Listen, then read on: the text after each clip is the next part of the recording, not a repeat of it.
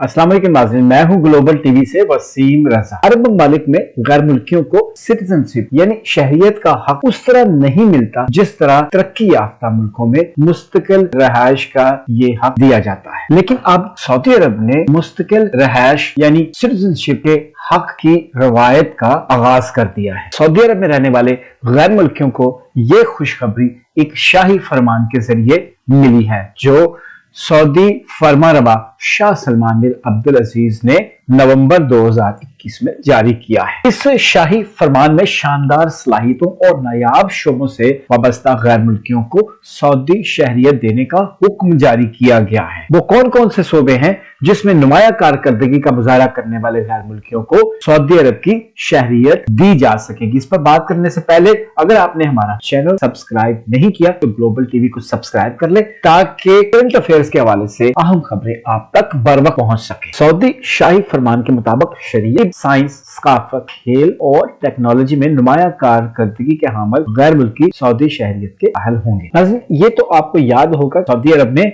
Vision 2030 पर तेजी से काम जारी है। विजन 2023 के मुताबिक सऊदी अरब को एक जदीद मुल्क बनाने की पॉलिसी का ऐलान किया गया है जिस पर तेजी से काम जारी है। अरब मीडिया के मुताबिक सऊदी शहरियत विजन 2030 की पॉलिसी साजी के ऐन मुताबिक पेश की जा रही है। सऊदी सिटीजनशिप के हवाले से जो भी अपडेट्स होंगी वो भी आपके साथ शेयर करेंगे। अब तक के लिए इतना ही, अपना ख्याल रखिएगा। अल्लाह।